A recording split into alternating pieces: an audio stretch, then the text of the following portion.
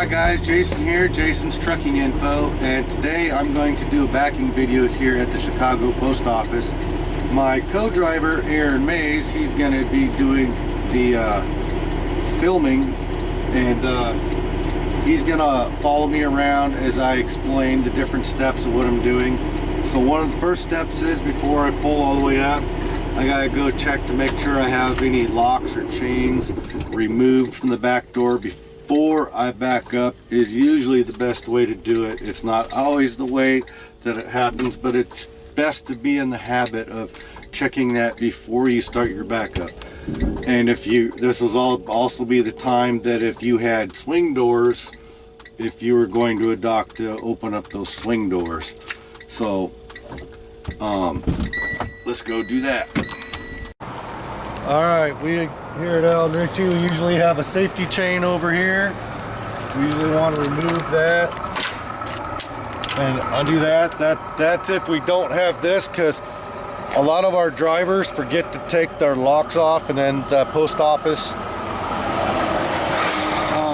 takes dead bolts and clips them off, and then some of our trailers are running around without locks, but they tend to weld them locks to the chains, and then because we have a lot of drivers not doing what they're supposed to be by locking and unlocking the locks at pickups and destinations, so we want to unlock it, and then that's all we got to do here. Obviously, we're going to be doing a post trip on this trailer while we're here. So while we are back here, because we're going to be back in this trailer all the way up to the dock, we want to check our trio and our brake lights, make sure that they are all working. And after we back up, we can check the other two sides as well. So buy your equipment, check your tires, check, every time you walk past your equipment, checking your stuff. Another thing you want to pay attention to is check your dock before you get ready to set up. We're going to be going to this dock right here, and this is one of the things I hate.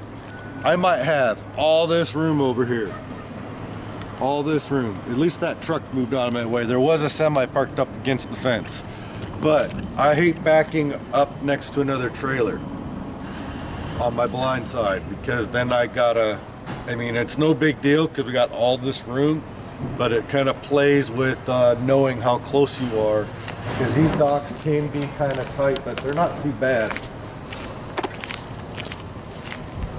We've got this pad here.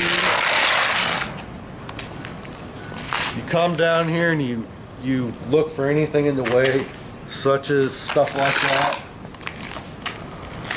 Another thing you want to look at is that they're really hard to see, the lines that need to be repainted.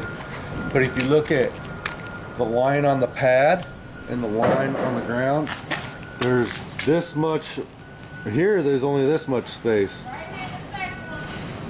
And so you want to line your edge of your trailer right here. So you don't want to be right on this yellow line. You want to be like about where my foot is when you're backing down the line.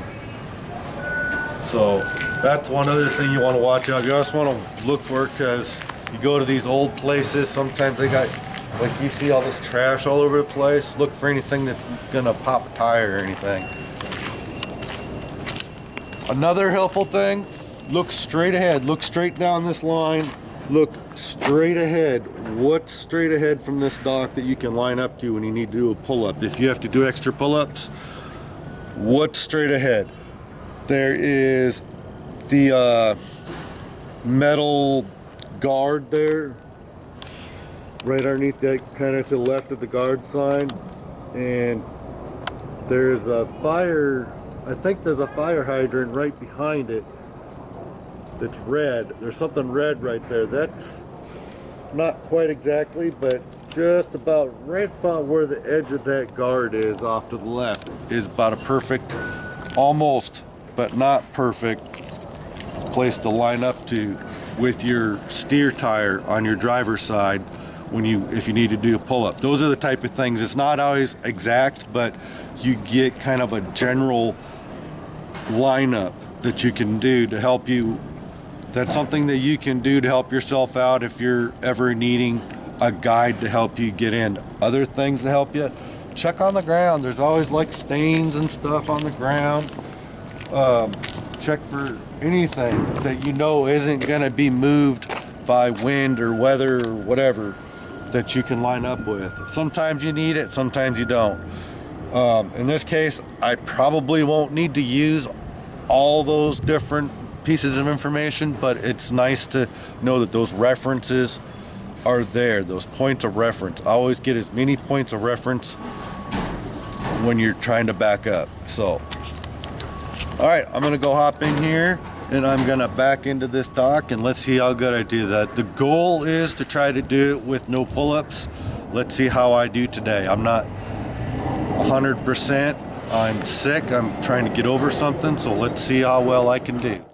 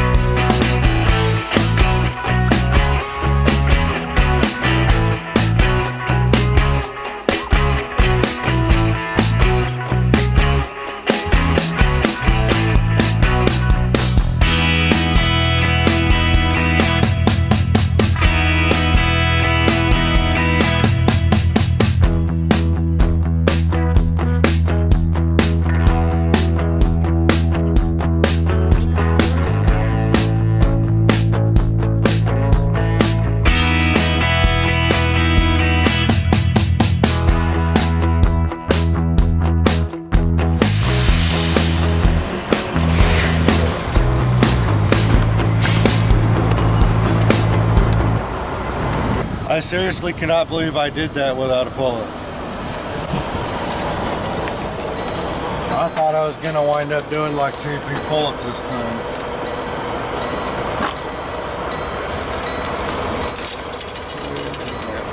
Alright. So, I made that look easy, but it takes a little while to get to know how to do that. And if you notice how slow I went, I slow it down. You don't want to go fast. Too many drivers start getting a big old hurry when trying to back up. Slow it down. Ride that clutch a little bit. Don't be afraid. It's okay. Slow it down and just kind of manipulate it in there and pay attention what's going on the ground. Use those reference points. That's all I really did. Actually, I didn't really use too much of the reference points. Actually, the only thing I really did was I paid attention to where this drain was over here, and that helped me a little bit because I remembered that drain was close to where I wanted to be. So you use that information, then you can back in and get into places, and the less backup, the less pull-ups you got to do and back and forth. The other thing is, if you got a bunch of people around you, if you got yard jockeys and other drivers trying to get into docks and stuff, and they're sitting there getting all impatient, giving you all kinds of funny looks and impatient and going, you know, and they're all that type of stuff, you just ignore that. Just ignore everybody. You just concentrate on the task at hand and get into that dock as smoothly as you can. If you gotta take 15 minutes to get in there, whatever, anything you can do to get into your spot without hitting anything, that's what you do. I don't care if you do no pull-ups or 100 pull-ups. If you get in there without hitting anything and they can unload that trailer, that is a successful back, okay? So anyway, next thing we got to do is just unhook. So what you want to do is get your big old hammer. I'm going to go to this side first.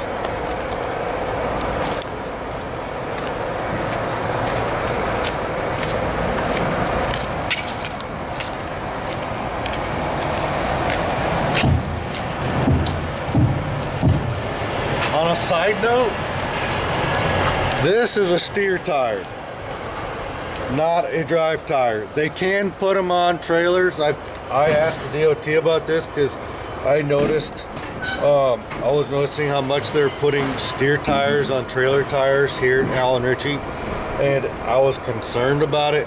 Well, the DOT said it is legal. The only thing it does is it lessens the amount of weight you can carry, because steer tires are not rated as high as the trailer and drives. So, but it can be done. So, but it's not very well recommended.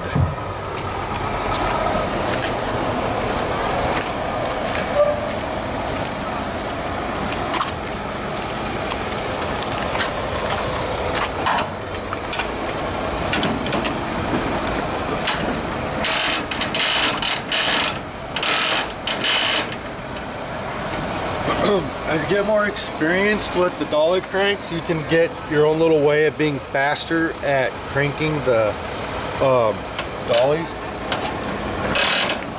If you got ones that are working smooth, you can do one-handed and use the two-finger method and roll it off the back of your fingers like this.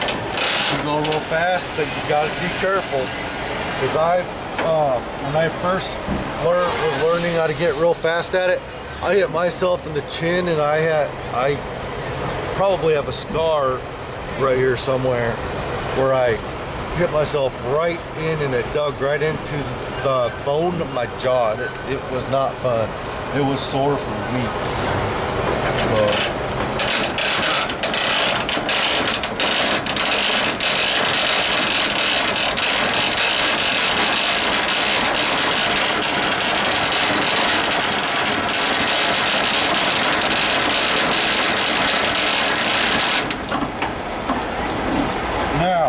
Depending on whether or not you're dropping at a dock or dropping like to swap trailers with another trucker, not depends on whether or not you want to do this. You most generally, like at a dock, you want to keep turning once you get down to the ground until you hear the airbags release air.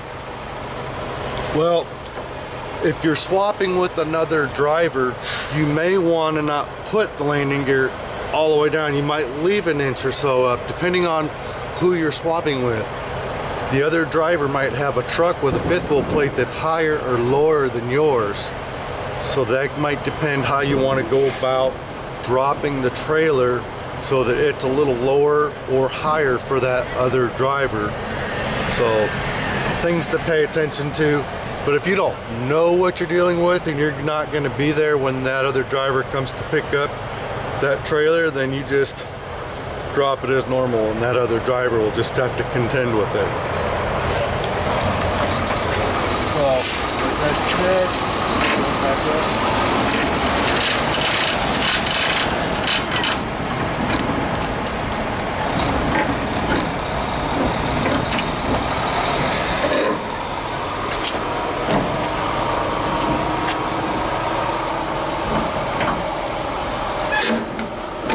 I pretty much always use the high gear. I never use the lower gears.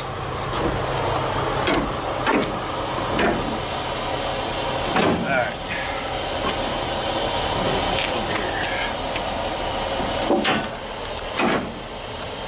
Now, make sure those are in there as good as it can be. That's in there.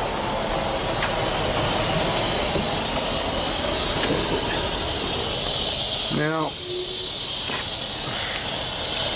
I usually put my hand upside down, lift up, and pull over, because these you gotta pull over to the left. Some fifth wheel plates can just come straight out and don't have to go to the left, but these have to go over to the left. So sometimes, if it won't release like that, then you gotta get in and push up against the trailer and pull on a little bit and push back, because sometimes things aren't meshing right in there and you gotta release the tension. So hopefully I remembered to pull both my air knobs, and I did. If I hadn't, I would have had a bunch of air coming out when I pulled that off.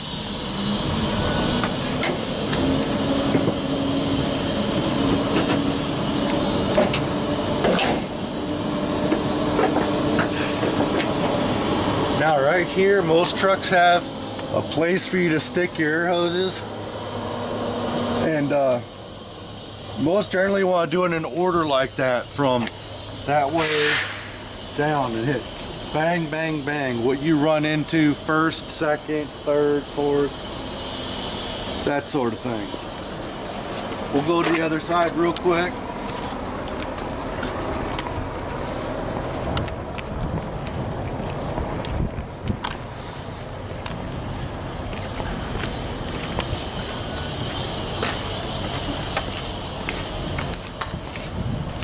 I'm gonna go ahead and go all the way down here.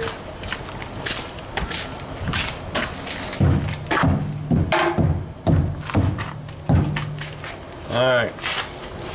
As you get more used to thumping tires, you'll get to know how to tell when a tire's a little low on air or getting close to flat or something, but it does not replace your air gauge.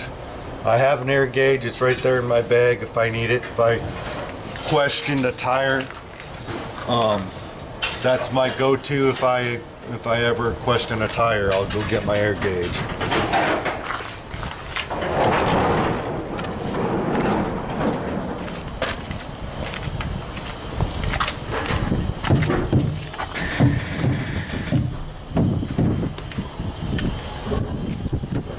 All right.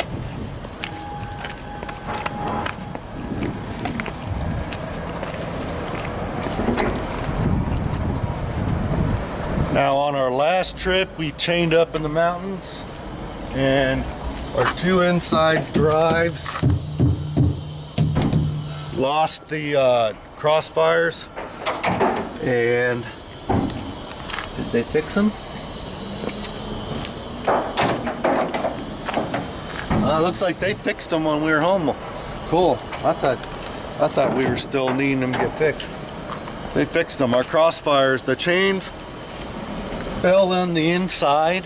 They fell over this way and landed on the crossfires, and they got bunched up and tore the crossfire hoses out of the inside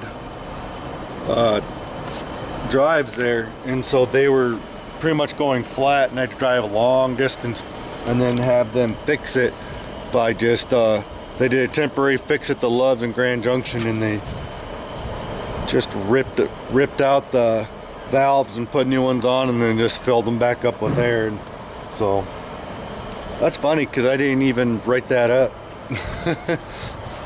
So I don't think there's anything else. Alright guys, so that's pretty much how to back up a semi and to drop a semi at a dock. If you have any questions or comments, please leave those below and I'll get back to you as soon as I can. Please hit the subscribe button and the bell button below so you're notified of all future videos. And I'll catch you next video. Thanks guys.